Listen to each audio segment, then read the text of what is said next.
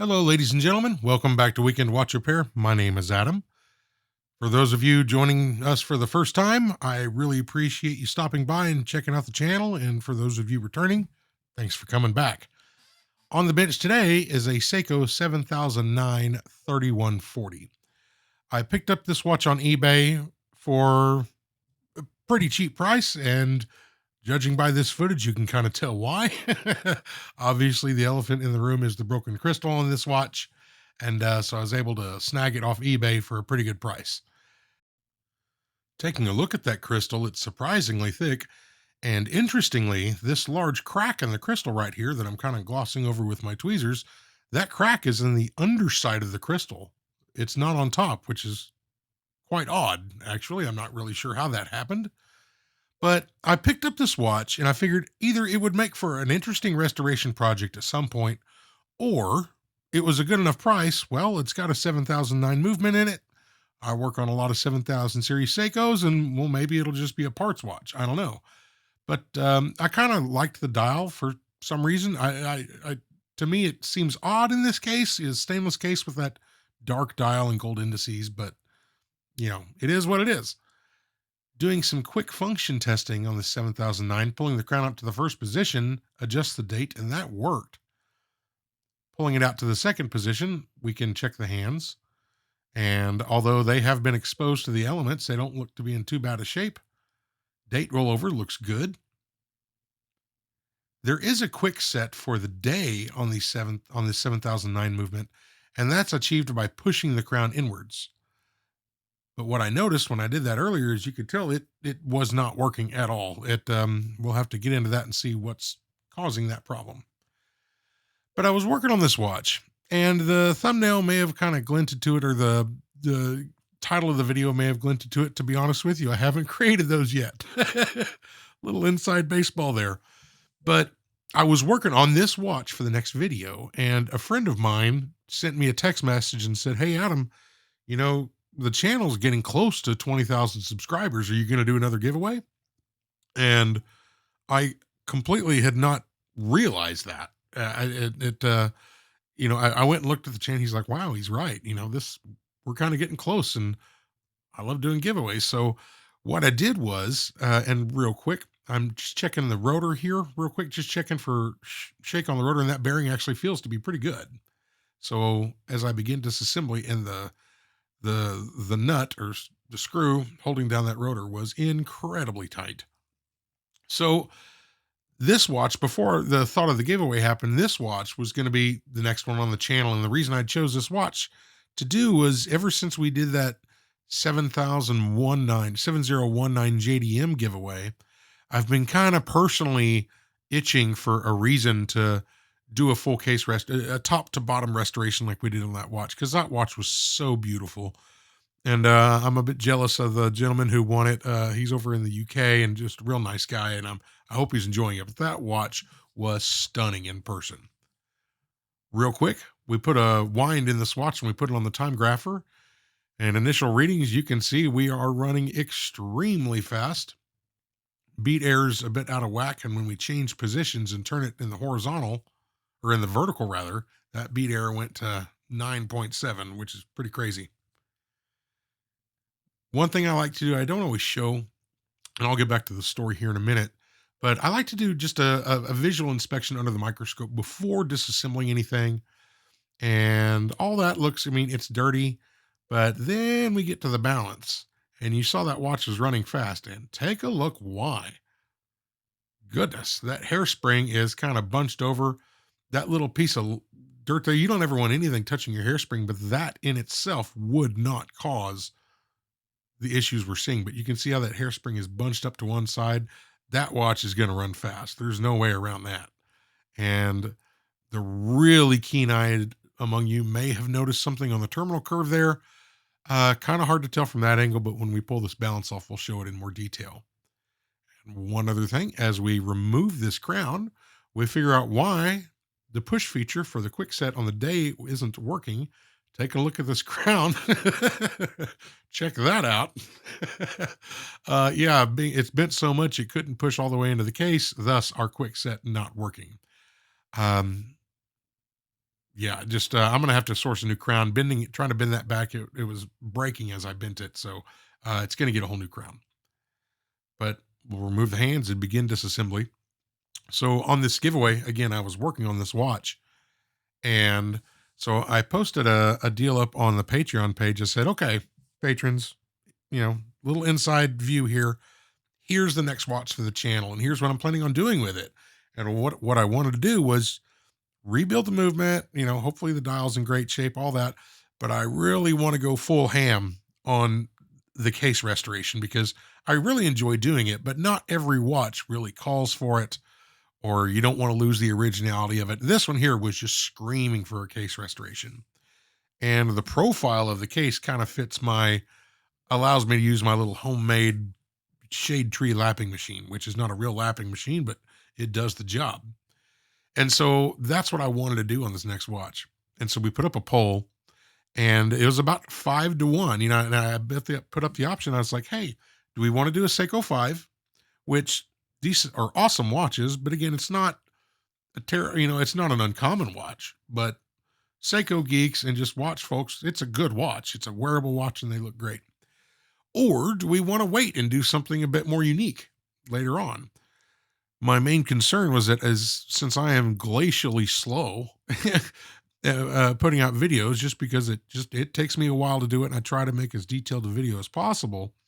We may eclipse 20,000 subscribers by a bit, which is crazy to think, but that may happen by the time the next video comes out. So, do we want to wait, or do we want to do this watch? And so we left it up to the patrons, and they voted. And thank you again for voting. And it was about 5 to 1, or 4 to 1 to 5 to 1, to restore this watch and give it away. So that's what we're going to do. That's kind of the genesis on how this giveaway came to be. And I'm certainly glad you're here. And as of right now, as of this recording, we're at 19,911. I just looked at it a few minutes ago. So it seems kind of silly to me, real quick, that intermediate calendar driving wheel stuck to the underside of that cover plate as we removed it. Not a big deal, but that does tend to happen. So we're technically not at 20,000 subscribers yet, so it seems a bit odd.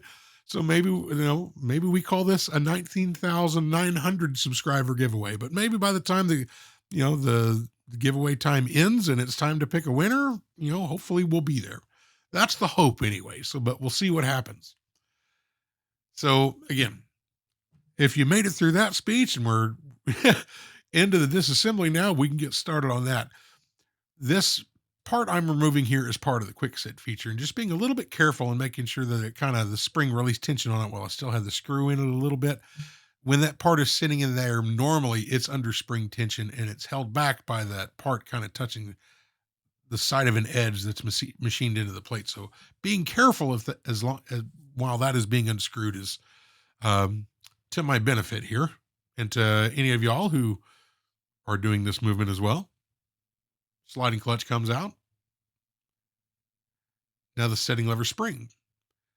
And unlike most Swiss watches and even some Seikos for that matter, although not as many, the setting lever spring on those has the detents for the crown for each position when you pull it out.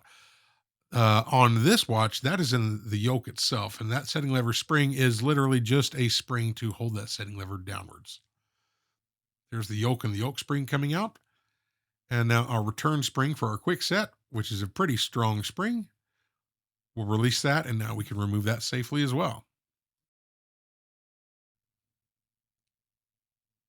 And not counting the mainspring, that is easily the strongest spring in this watch. And in watchmaking terms, that's a ridiculously strong spring. But flipping the watch over, we still need to remove power from this watch. So the first thing we'll do is take out our secondary reduction wheel.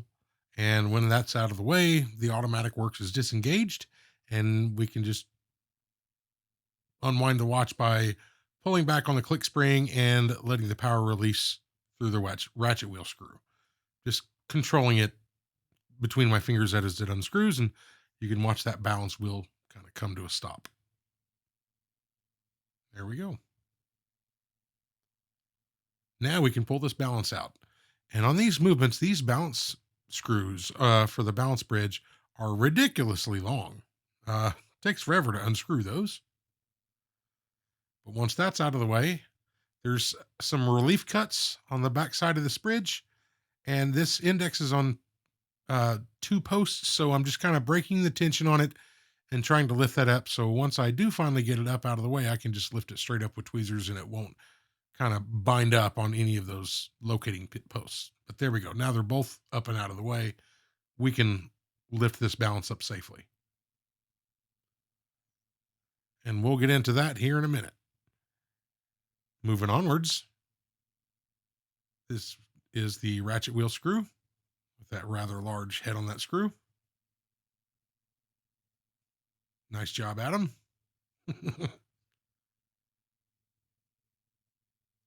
And our ratchet wheel.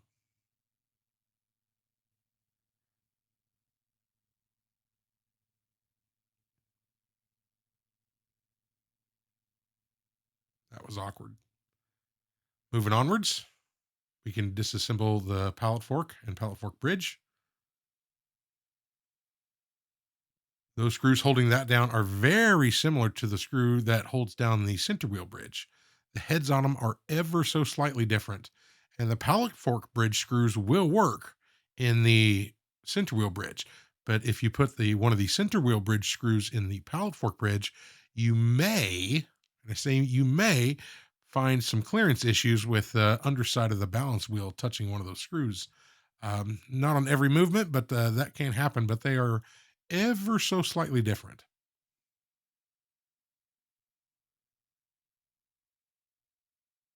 The main bridge comes off, and we have our first reduction wheel still attached to that. We'll disassemble that here in a bit, along with the pawl lever. Here's our fourth wheel. That is what the seconds hand physically attaches to. Here's our third wheel. And again, this is the same kind of wheel architecture that you see in a lot of Seiko movements, going back to the 6000 series, the 60, several Seiko movements use this same architecture and layout, and it quite efficient, works well. And the click spring and our barrel. And now the center wheel bridge screw and center wheel bridge. And we'll just lift on this from either side, again, just to kind of break the tension, holding it down and free it from those locating pins, and we can lift it up safely. A little bit of gunk on the underside of that bridge. And now the center wheel.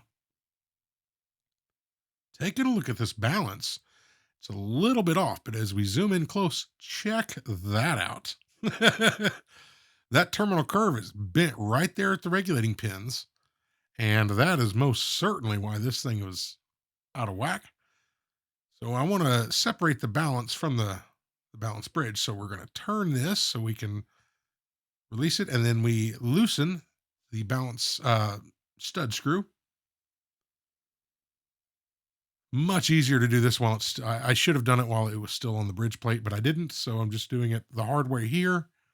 And then once that screw's loosened, you can poke that thing through. And now when we do that, you see that spring, the coils kind of even out, but that terminal curve is just horrendous, just terrible. So I was actually going to do a hairspring repair on that one. But at this point, I was doing disassembly. And at the time when I took it apart, I said, okay, well, that's something we're going to have to fix. And that's not always easy. I'm glad when I don't have to do that, which is honestly most of the time. That doesn't happen very often. But as this build continued, and then the decision was made to turn this into a giveaway, I said, well, this watch is going to be, it wouldn't bother me so much if it was mine. And if I got that hairspring working, but it may not be perfect, that's always a possibility. I'm an amateur, but I do have a stock of donors and Seiko parts and some new old stock parts. So I ended up deciding, you know what, I'll just repair that separately. Maybe we'll do a video about it at some point. But it was not difficult for me to source because I already had a correct balance complete for this watch. So with a hairspring in its factory configuration. So that's what we're going to do. So we're going to replace the balance complete on this watch rather than trying to manipulate that hairspring back into shape. Ultimately, it's better for the watch, and it'll give me some practice with hairspring manipulation at another time. But we got our barrel separated using the little screwdriver and razor blade technique, just being very careful that we don't scratch the sides of that barrel when we separate it. Now the spring can come out. And this spring, it's a little bit out of flat. That can be kind of positioned back into place, but we're going to end up replacing this spring, putting a new spring in it. There is, you can't really buy when Seiko made these. And real quick, there's a little montage here. We're going to do some pivot cleaning. I just kind of wanted to show you the Eve Flex that we're using, extra fine grit on this Eve Flex, and just doing a bit of a clean and a little polish up on these pivots. It doesn't do nearly what like a jacket tool does. It doesn't restore pivots or, move material. It cleans gunk off of it and just kind of shines it up a bit and really lets you see if you do have any damaged pivots and if you do need to take it a bit further. But this is typical maintenance I like to do on every watch. But on those mainsprings, and there's our replacement balance complete, by the way, and nice brass wheel instead of steel. A little bit fancier for the winter. And we're going to go ahead and clean these pivots as well. And then we'll show you kind of a close-up of the pivots and kind of how they look after the E-Flex treatment. So like on this mainspring, again, when Seiko made these originally, you couldn't buy, and they didn't sell just mainsprings for these watches. The intent was they wanted the barrel and the mainspring and the arbor to be one replaceable component. So if you may hear the term barrel complete, and that means that it is a barrel with the arbor and the mainspring pre-installed as a unit. And when parts were made for these, that's what Seiko would make, is a barrel complete. There are specifications for that mainspring. You can buy ones that are really close, and none of them from Seiko, but from like companies like General Resorts that makes mainsprings for tons of different stuff. I have found personally that the mainspring they say to use in these, a lot of times the arbor doesn't fit very well. The bridles on those are not they're standard size bridles. Seiko uses bridles that are generally twice as thick as the spring itself. And so I have sourced a different spring for these 7000 series movements that I like to use a lot better. It's not sold as a Seiko spring, but the size is perfect. The bridle's better. The inner coil for the arbor is spot on perfect and doesn't need adjustment. So we're going to put a new mainspring in this and not reuse that original one. In this case, the original one is not better, although sometimes it is. Moving on, during pre-cleaning, this treatment, cleaning a bunch of these parts in naphtha, this gets done on a lot of different parts on this watch. We're just going to show the main plate here just for the sake of showing the process. But that cleans most of the gunk off and gives us a better result after it goes through the cleaning machine. One more thing I want to check here. On these movements, it's made really easy. I like to check in shake on each wheel. Doing it independently is really great too. Testing the escape wheel, you can see it spins freely. Checking the in shake on the escape wheel. That looks pretty darn good. And we're zoomed in super close. So that may look like a ton. It's actually not. And then I mounted the pallet fork back in. The in shake on the pallet fork is good. I'm checking the engagement, the height on how the teeth on that escape wheel are engaging with that pallet fork, and that looked great. Moving on, our center wheel. That looks spot on for me for that center wheel. I'm liking that. Next up, we'll put our third and fourth wheel on and temporarily put the bridge on. There's our in-shake test on our fourth wheel. That's the wheel the second hand mounts to. It's a little bit more difficult to see the third wheel. You can look at that pinion way down below, but if you look on top of the bridge plate and look at that pivot, you can generally get a good idea of the in-shake there, and that is zoomed in super close. So that may look like a ton, but it's really not. And lastly, I went ahead and put the barrel back in and put the bridge back on. In-shake on the barrel looked really good. The teeth are engaging on the upper third of the pinion on the center wheel, which is where it needs to be on this movement. That's looking really good. Liking that. And one more check here to this barrel arbor bushing. And quite surprisingly, there's a tiny bit of movement in it, but that is not bad at all. at all. So for the purposes of, I'm going to run this through the cleaning machine with the balance mounted onto the main plate. So we're going to go ahead and attach this replacement barrel complete back into this watch. Go ahead and close up the regulating pins. And as soon as we put it in, we still have the jewels in. That hairspring you can see is a little bit crooked. So before we tighten that up, we're going to just kind of play with the height of this balance stud or hairspring stud rather, excuse me. It's a little bit touchy. Kind of get the height where I want it. We'll tighten it down, and sometimes it can kind of move as you tighten it. So you may be a few times procedure. See if we need to tweak the hairspring a little bit anyway, either way, but we got it nailed without a whole lot of effort, which is really great. That thing looks dead straight to me. So once that's done, now we can remove the jewels just for cleaning purposes. But setting that hairspring stud height, you always want to do with the jewels in place. And there's an in shake test right there on the balance, and that looks fantastic. Need just a tiny amount there. Giving a quick test with it spinning. Again, you can see that hairspring's flat. I checked it from multiple angles, and it looks to be pretty good. The only thing I'm not 100% on right now at this video is just the spacing on the regulating pins. So I'll play with that a little bit later during regulation. But now that everything's disassembled, we can go ahead and get these parts loaded into our parts basket. Something I'll give you a little heads up. Something happens later in this video, and it may be attributed to, the cleaning process here. It's never happened to me before, but you may have to come back and rewind and see what I did with that part in here. But I've done it 100 times or 500 times. It's never once happened to me, but happened on this watch. So stay tuned for that. But everything's loaded in the baskets, and now we can move on to our cleaning process. And again, I use this opportunity in every video to say thank you to the patrons. And I mean a heartfelt thank you to the patrons of this channel. It means an awful lot to me. I try to stay active in there, and I hope you get something from the content I try to provide and enjoy the ad-free videos. And I just appreciate your engagement so much. And even the members in there who can't, not everyone can support financially, and I totally get it. And there's a ton of people who signed up for free to be free members on Patreon, and you can do that. And I upload a lot of stuff for them too. And so I really appreciate everybody who goes over there so much. So thank you all.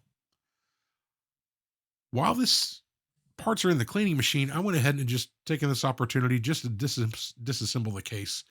And goodness, is there some gunk hiding underneath that bezel?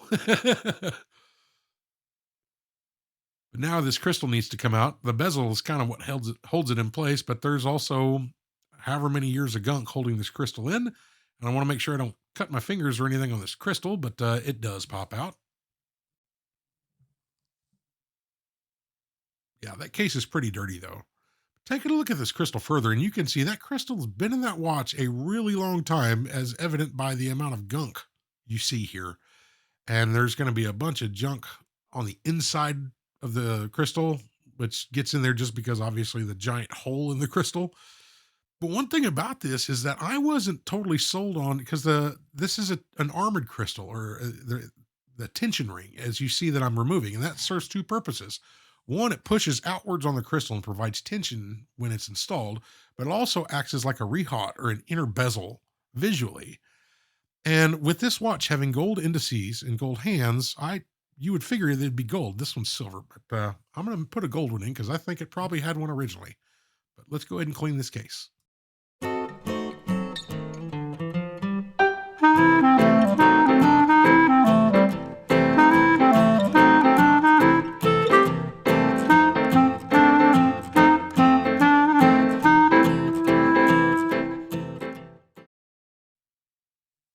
So after the cleaning process is complete, I'm going to get some of these modules pre-assembled before we go working on the movement itself, beginning with the mainspring barrel.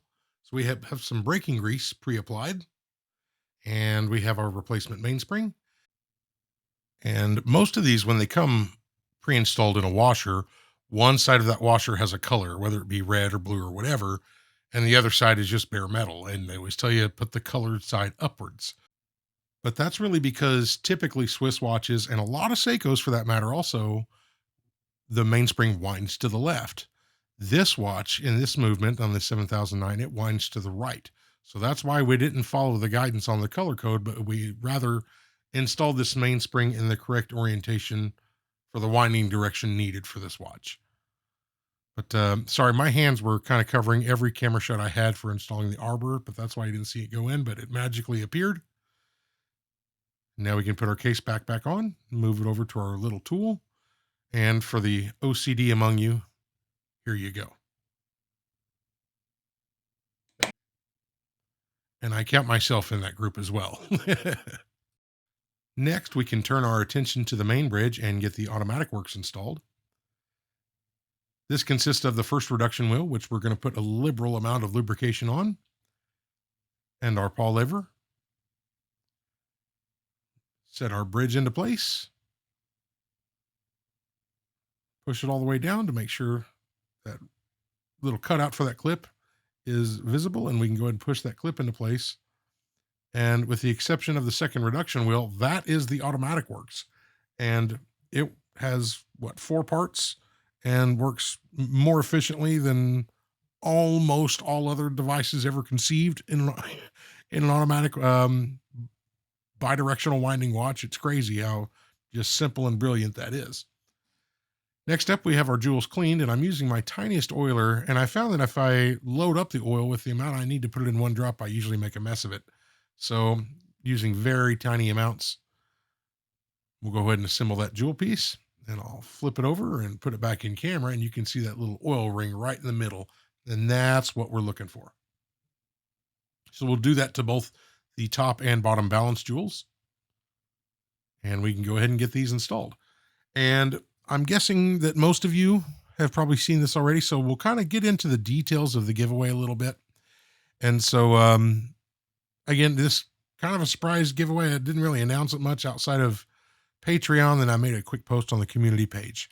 But we've done several giveaways in the past, and I feel that they've all, been successfully completed, and all the winners got their watches, and there's been great communication. So kind of here's how we're going to work it. So I hope you're with me in this part of the video. So in order to enter to win this giveaway, first off, I will say, just like every other giveaway, never will I ever ask you for payment of any type for anything, including shipping. This watch will be won, and it will be at zero cost to the winner. 100%. I will never ask you for any cost. The only cost you may incur is depending upon where you live. Real quick, I just want to put a timer up there. I like to free spin the balance after cleaning and oiling, make sure it goes for at least 30 seconds. And we hit 30 seconds and it's still spinning, so that's great. The winner of this watch, if you live and if we have to ship it internationally, which we've done, you may incur some VAT costs or some sort of shipping or receiving costs related to how your country, your place of residence handles incoming international shipments. But I will never ask you for any payment whatsoever. So know that up front. If anyone contacts you saying anything otherwise, it is most certainly a scam. Do not fall for it. So with that said, what we're going to do is let this promotion, contest, giveaway, whatever, run for about 2 weeks. So what we've decided on is Sunday, March 23rd, we will do the giveaway, and I will post a video just like previous ones. It will be short, direct, and to the point, and ad-free, and we will announce the winner. In order to enter the contest, what anyone must do is be a subscriber to the channel and must leave a comment on this video. It could be any comment you want. You can leave 10, but it will only grant you 1 entry into the drawing. And so when we do the giveaway, what I will do is we will pull all comments from this video at the time of the drawing. We will remove duplicate comments from the same user, and it will remove any comments that I make. So it will be a list of unique users who have commented. whether it be one time or 10 times, that's one entry. Be a subscriber to the channel, and I will announce the winner on Sunday, March 23rd. When that winner is announced, you will have 7 days from the time of the video upload to contact me to claim your prize. I will obviously be announcing the winner by their YouTube username.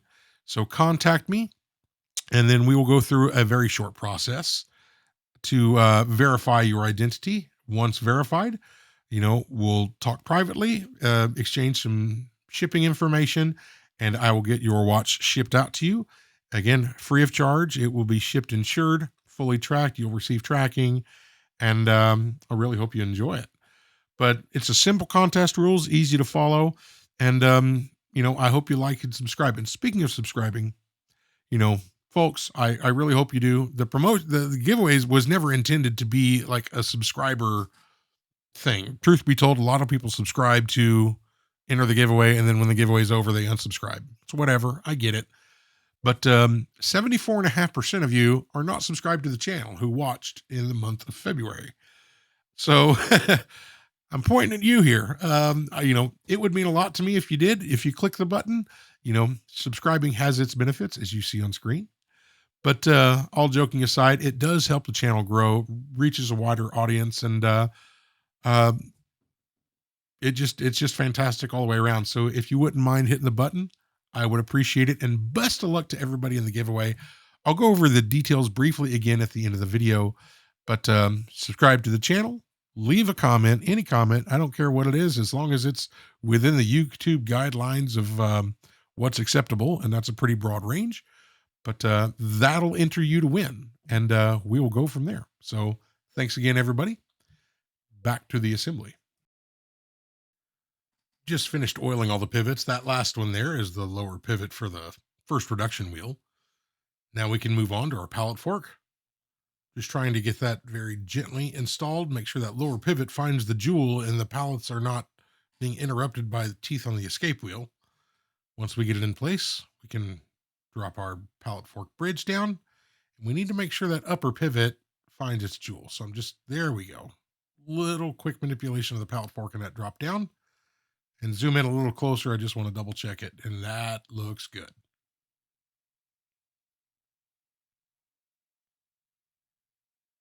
Two screws holding this bridge plate down. Get those snugged.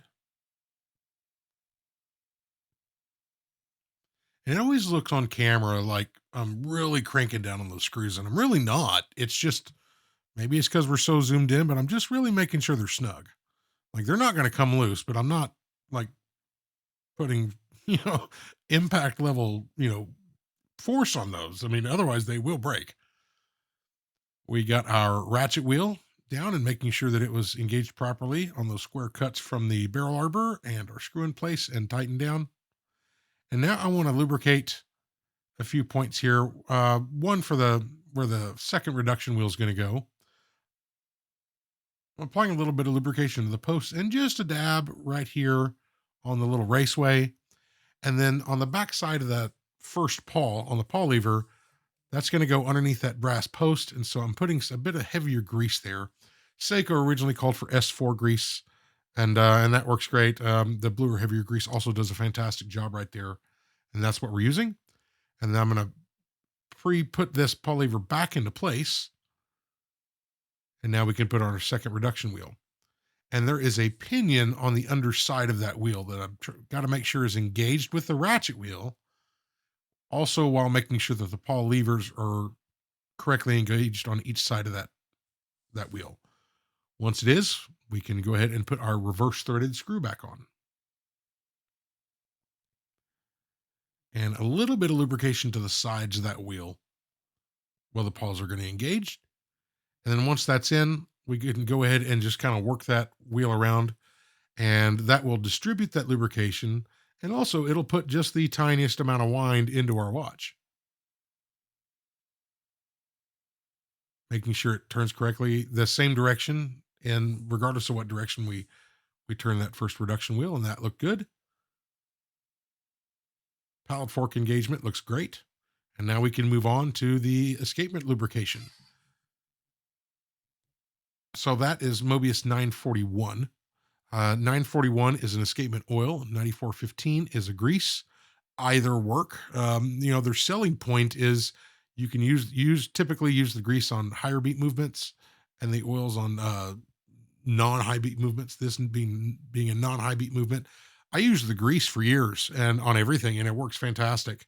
I was just thinking that maybe I was just getting a little bit of an amplitude drop using that, so I tried this, and so I use the 941 on all the non-high beat movements, and it works great. But if you only have one, get the 9415, the grease, and that'll work on basically all of it.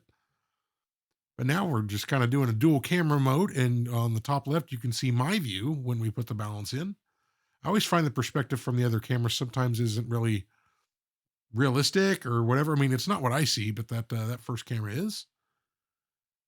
But that balance dropped in beautifully. And sometimes on these 7,000 movements, the balance wheel has a smaller diameter than the 61 series and whatnot.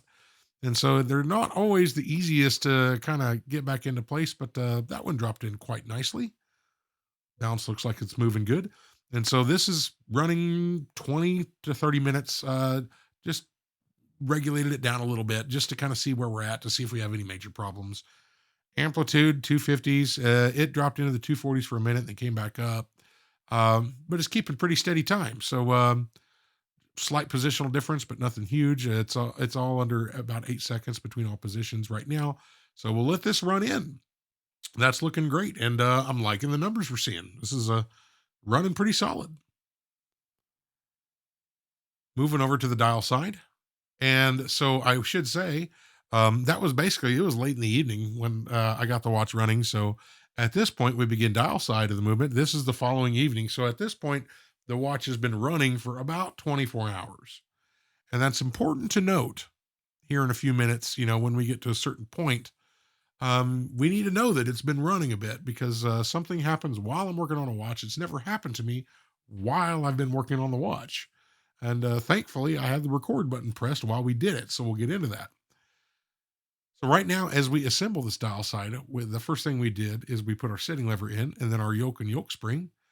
Pre-applied some grease there for that intersection point between the yoke and the setting lever, and on the back side of that spring as well. And now we can go ahead and set this in place, making sure that it's going to be stopped by the setting lever. And there we go. And the setting lever spring is going to rest right there on that point right by that post. So a little bit of grease there, and there's 24/7, 365, always going to be downward pressure right there.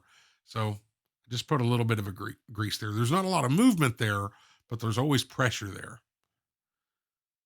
So we got our setting lever spring put into place. Next up is our sliding clutch. And we put a dab of grease there where this on the side inside walls of that sliding clutch where the yoke is going to engage with it. And it touches the sidewalls and not necessarily the bottom recess of that. So the sidewalls are where that's going to be effective. And heavy grease goes on the second wheel post where the cannon pinion is going to be friction fit. And some HP 1300 is what I'm using here for the minute wheel and the minute wheel raceway. Cannon pinion goes on, and that is friction fit, and that pops on. It actually does give a satisfying click, but again, I've got the TV going on in the background and all that, and I can't work in a real quiet environment. It's weird to me, and so I can't make videos where I always have nothing going on in the background. It's just outside of my breathing. It's just awkward to me not to have some sort of ambient noise. So that's why you don't hear a whole lot of background noise in the videos. But I'll put it in when I can, and maybe we'll squeeze in something here in a bit. Maybe we'll play a game, see if you can tell what's actually playing in the background. Maybe that'll be something we can do on future videos.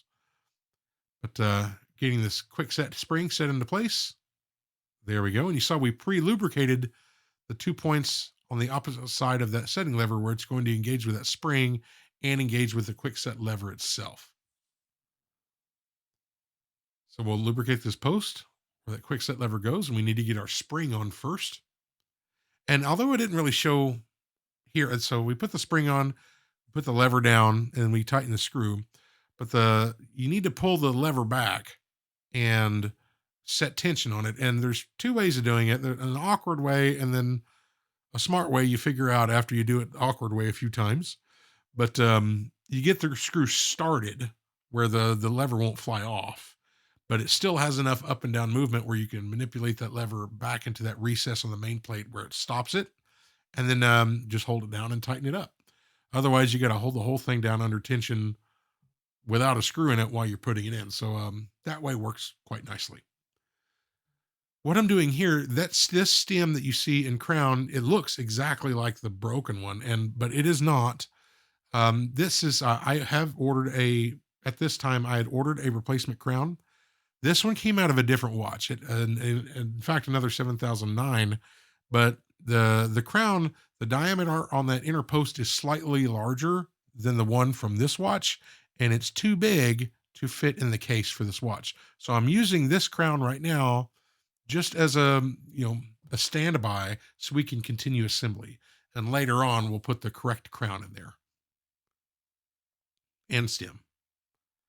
But we got that assembled, and now moving on to our calendar works. Here's our calendar wheel, and that post, that vertical post that's on that wheel is what pushes both the day and date corrector wheels. There's our intermediate wheel. And when sometimes they're plastic on certain revisions of movements, sometimes they're steel. And on the plastic ones, you don't actually have to lubricate those. You do need to lubricate the ones when they're steel. There's our date finger. And we'll put on the day finger after we get the cover plate on. It's much easier to do. But moving over, this here is our jumper spring for our date wheel. So when you adjust that date wheel over and you see it kind of snap into place in that window on the dial and it's centered up, this is what indexes the wheel of that position as it advances. And just tiny, tiny amounts of 90-10 right on the tip where it's going to engage with the teeth on that wheel.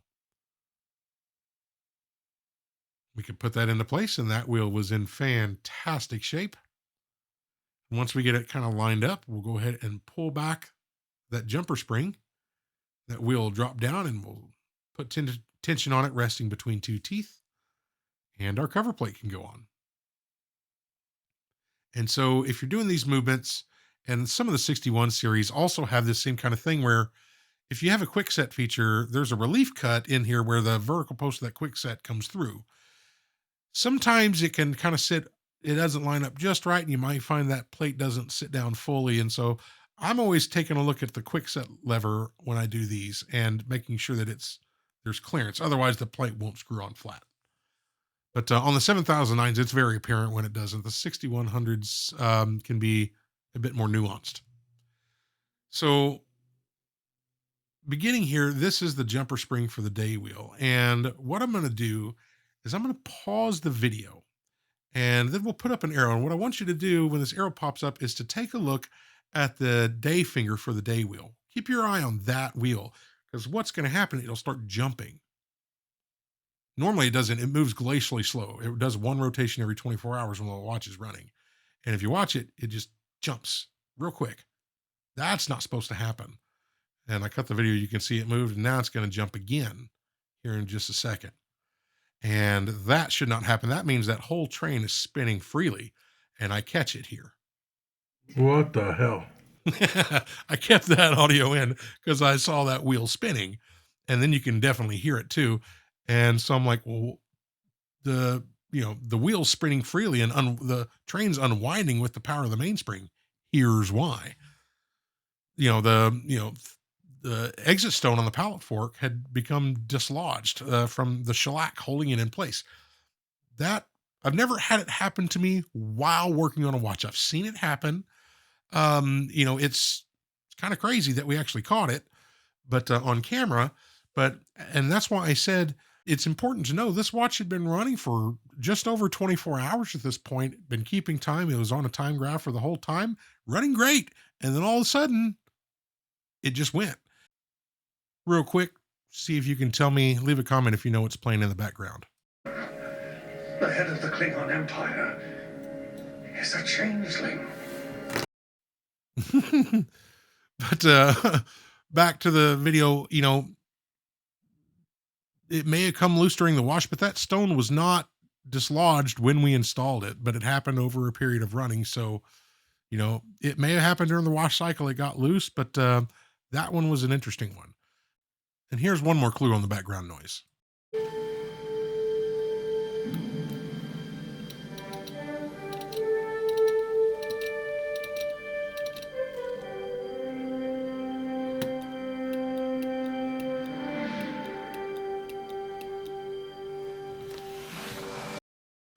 All right, that's probably all I can get away with without some sort of copyright issue or something. I don't know.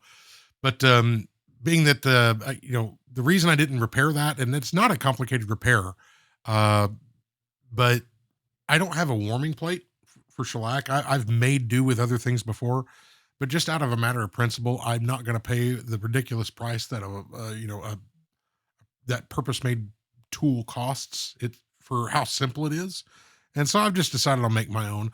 I have plenty of new old stock pallet forks for these things. So being that this is a giveaway watch the winner, it's got a brand new replacement Seiko pallet fork in it. And we cleaned and lubricated it using the same process earlier. And this thing's back up and running. And I will say, running for many, many days now, as of this recording, getting tested and fine tuning regulation and running without issue. So that was an interesting one. I've never had a pallet fork fail on camera in real time while recording. So that was interesting to see. Moving onwards, I had to, you know, give this hour hand a few attempts, and but we got it down where it needs to be.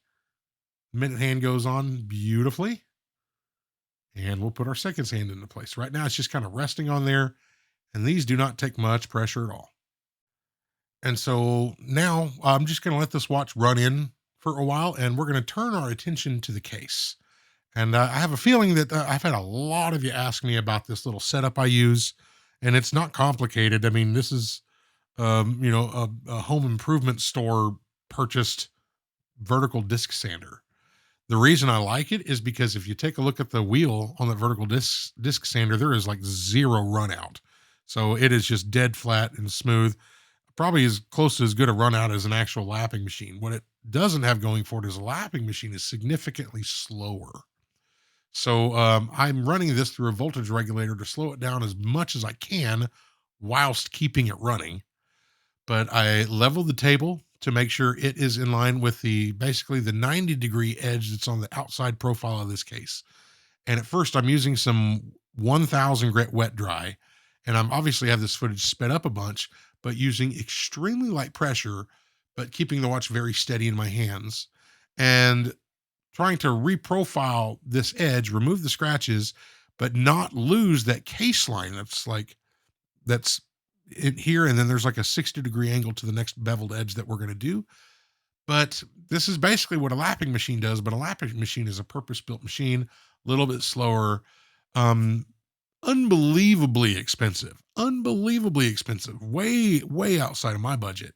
So if I want to attempt this, we make do with what we can. And I've had excellent luck with this machine, but I did a few cases, before I ever started doing them on watches with a purpose.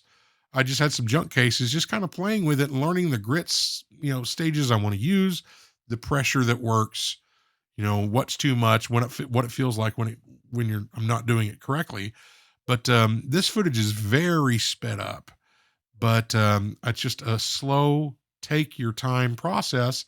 And I've had really great results with this.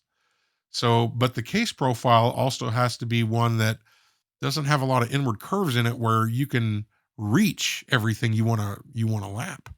So once I got that done with 1000 grit, and again, I didn't take much material off because I went very light. You could easily take way too much material out with this method. It's really easy to go way too far.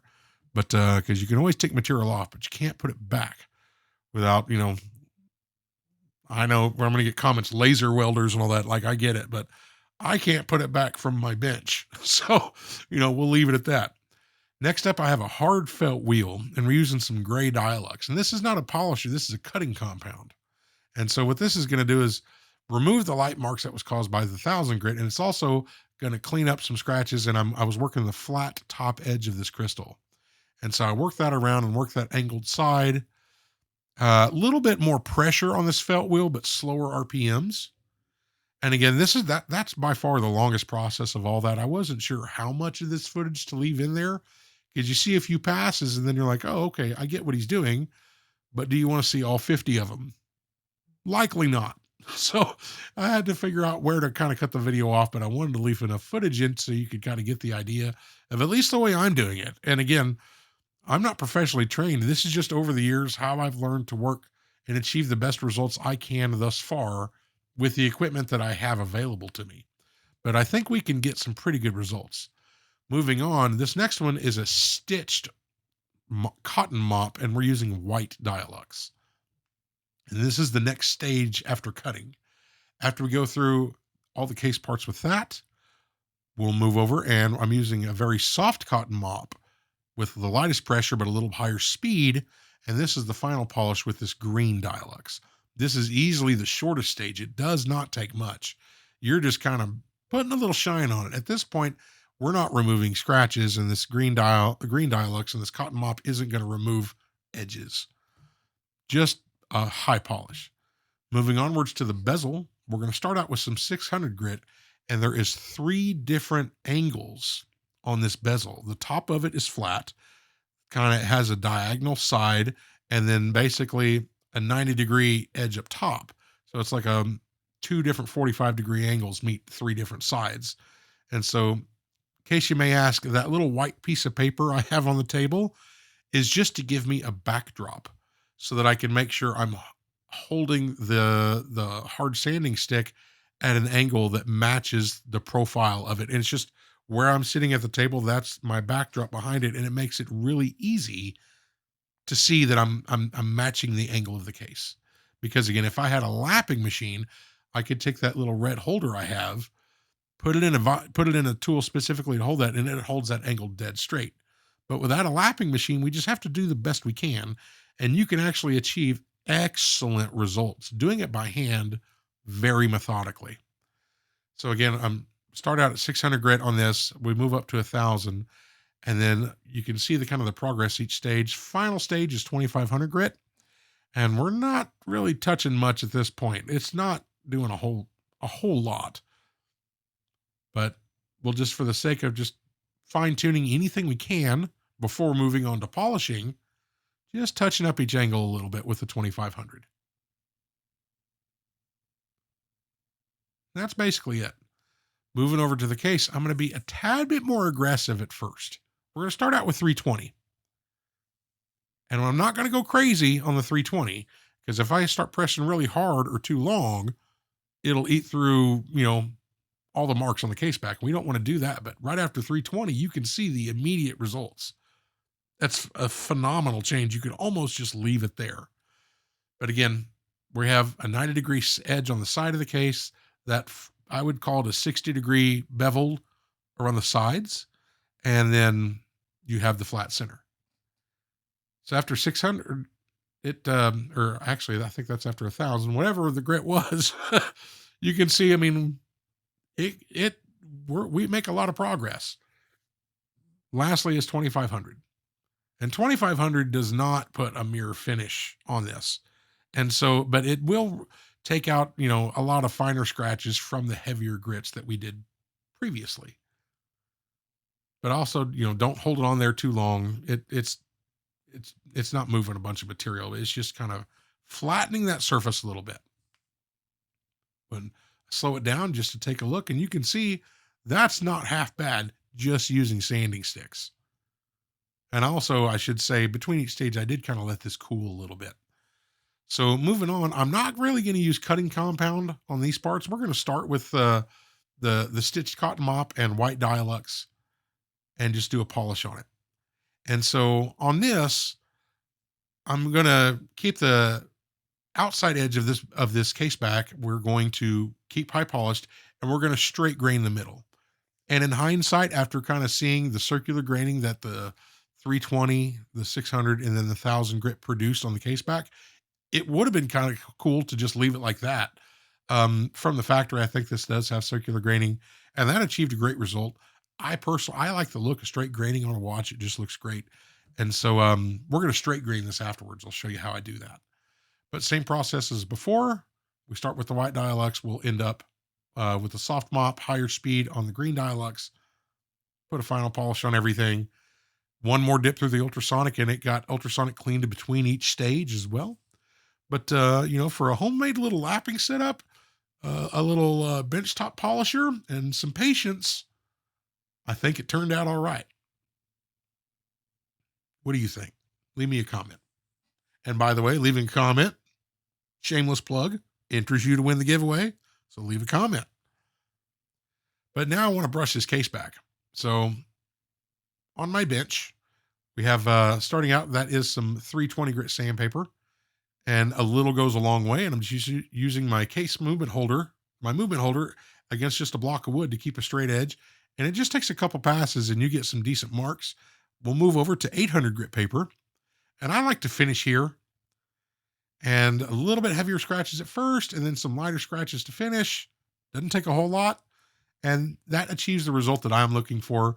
You can refine it to your heart's content with different grits and all that stuff. But I like how that lined up. And with that flat surface and the straight edge of the movement holder, you can see, it hit that center and nothing else. It didn't go on the sides. Moving on to the crystal, we have a replacement crystal.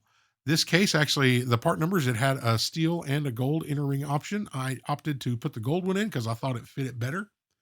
But this is a tension ring crystal, so it doesn't really fit on without the proper die. So that die is going to kind of squeeze it and as it pushes it in. So we'll just kind of get it centered on there. Put some plastic down just to protect it. And we'll go ahead and squeeze this into place. And what's really cool, when you have the right shaped inside of the die, when you put in these armor crystals, you can feel it go into place. It's very satisfying, actually. Once that's into place, we'll go ahead and pop our bezel on. I changed the die, and this one here is wide enough inside where it doesn't touch the crystal at all, and the insides of that die are straight and not angled like the previous one, so that's only pressing down on the bezel. So we press that down, and that seats everything into place quite nicely. That fit together beautifully. And here's the final result. And you can definitely see what a difference visually that inside that tension ring makes. And so I just thought it suited the watch better. And I could always, polish up. It wouldn't be difficult to get the steel one, but with those gold indices and gold hands, I just thought it would look better with it. So we're going with it. And in the end result, I kind of like it. Normally, I'm not a gold guy.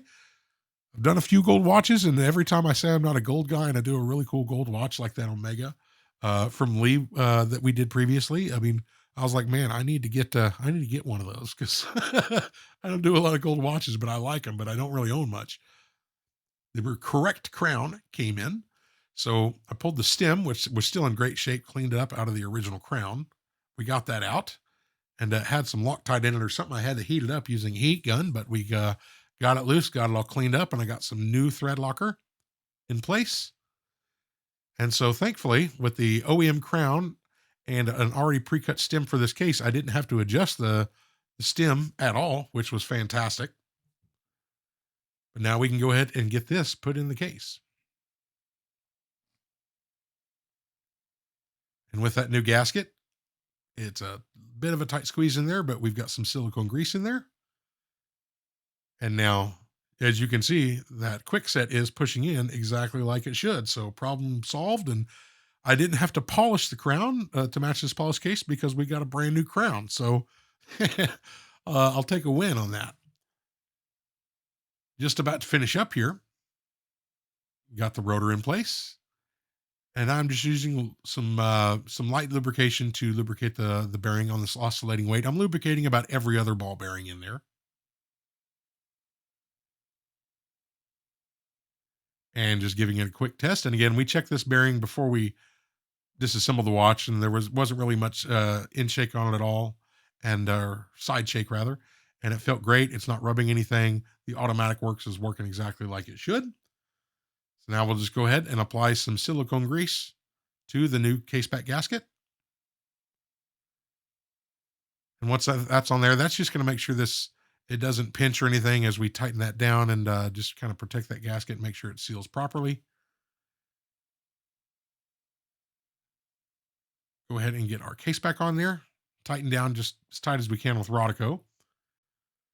Now we can move this over to our bigger machine, and using some plastic to protect the upper and lower sides, we'll just tighten this case back properly.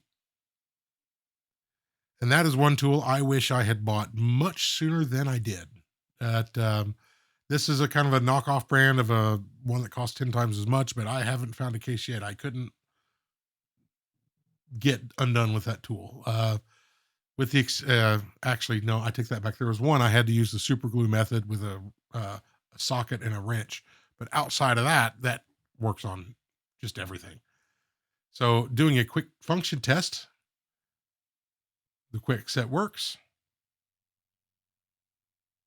We'll go ahead and pull this thing out, set the time again, and I want to double check hand placement one more time and check the rollover of the date and make sure we're within a couple minutes. That's just fantastic. And all right, this watch is a runner.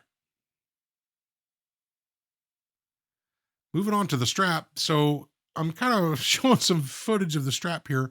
This strap was kind of in my personal collection. Being that this is a giveaway, I wanted to put a really nice strap on it.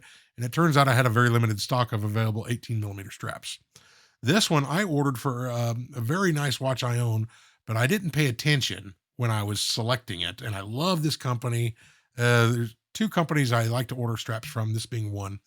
And I've never gotten a strap that the fit and finish from this company just wasn't spectacular.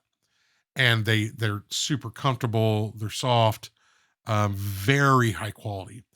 But so it was the right size, and it was a regular length strap. It wasn't just this monstrous one I need to fit my wrist. This fits normal human beings, and it fits me on the very last setting with not a much, but all standard straps fit me like that. So this is a normal size strap, but I wasn't sure about the gray. I'm like, I don't know if it suits this watch or not. But it was, if I ordered another from this company, it would have been 3 weeks at least before I got it. So I decided to go with it. And you know what? The longer I've kind of had it and I've looked at it, I really think this strap suits this watch. I like it. It may not be conventional, but dang, I like it. So we're going to go with it. The winner is going to get a fantastic strap on this watch. Keep it. I mean, if you want to replace it with something else cool, keep this strap and use it for something else, because this strap costs a few times, multitudes more than the watch costs. So not new, but the watch, what I bought it for, that's well over $100 strap.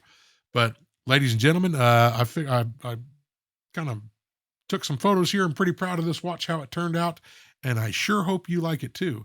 A lot of work went into it, but I really hope the winner enjoys it. So that is the video. Thank you to the patrons of this channel. I already said it once, but Ross, Jesus, and Shane, our newest members, I really appreciate you guys joining the channel and supporting it. And thank you again to all the members who signed up for free as well. I just love that you engage with the channel, and it's a lot of fun, and it really helps out. So ladies and gentlemen, thank you so much for watching. It means a lot to me. Make sure on the video that you like the video, subscribe to the channel, and leave a comment. Again, make sure you subscribe and leave a comment so that you can be entered to win the giveaway. And one last time, we're going to give this watch away on March 23rd, which is a Sunday. I will upload a video that day where just previously on the same day, I picked the winner. If you want to head over to Instagram, I still don't know how Instagram works, so I'm probably pretty terrible at it, but you can go over there and make fun of me if you want, but I do post some photos up there, and hope you enjoy it. So folks, that's the watch. That's the video. That's the giveaway. I hope you enjoyed it. As always, take care of yourselves and each other. We'll see you on the next one.